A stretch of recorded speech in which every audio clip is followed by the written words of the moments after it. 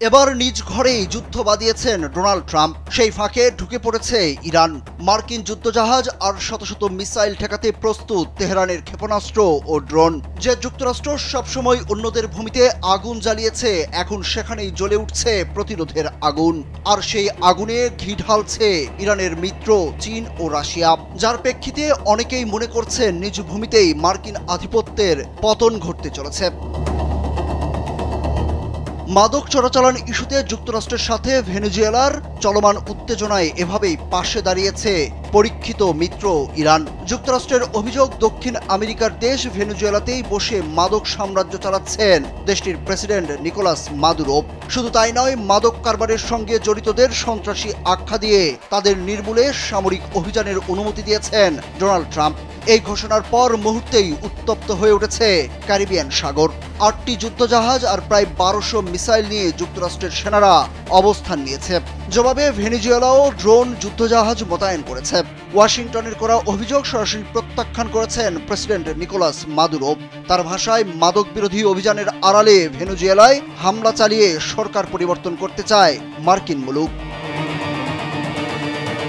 বন্ধুত্বের প্রতিদান দিতে ভুল করলেন না আয়াতুল্লাহ আলী খামেনি। ইসরায়েলের সাথে 12 দিনের যুদ্ধে ইরানের পাশে দাঁড়িয়েছিল ভেনেজুয়েলা।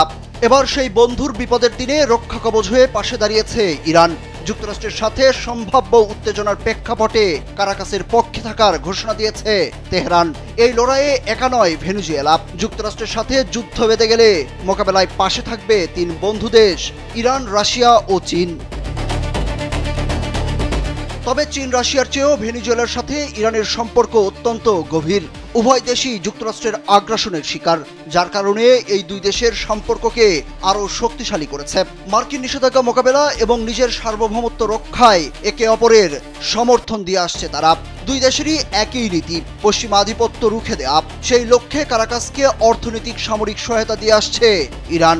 সম্ভাব্য মার্কিন হামলাকে মাথায় রেখে সেই 2012 সাল থেকে ইরানের সহায়তায় ভেনেজুয়েলা ড্রোন তৈরি করছে। পাশাপাশি বিভিন্ন ধরনের মিসাইল ব্যবস্থা দিয়েও শক্তিশালী করে তুলছে মাদুরোর দেশকে। এ যেন আমেরিকার নাকের টোকায় গড়ে উঠেছে পশ্চিমা বিরোধী সামরিক ঘাঁটি, যার লাগাম ইরান সহ চীন রাশিয়ার হাতে, যা এখন মাথা ব্যথার কারণ হয়ে দাঁড়িয়েছে মার্কিনীদের জন্য। বার্তা সংস্থা এএফপি জানিয়েছে, আগামী কয়েকদিনে ভেনেজুয়েলায় জাহাজ ও সৈন্য সংখ্যা আরও বাড়াতে পারে। যদিও যুক্তরাষ্ট্র এখন পর্যন্ত ভেনেজুয়েলার মাটিতে সৈন্য মোতায়েনের ঘোষণা দেয়নি, তবে আন্তর্জাতিক বিশ্লেষকরা বলছেন ভেনেজুয়েলায় আক্রমণের সব ধরনের প্রস্তুতি নিয়ে রেখেছে ট্রাম্প প্রশাসন। প্রত্যুত্তরে মাদুরো সাফ জানিয়ে দিয়েছে, যুক্তরাষ্ট্র হামলা করলে দাঁত ভাঙা জবাব দিবে তার দেশ। সুরজ আহমেদ, কালবেলা।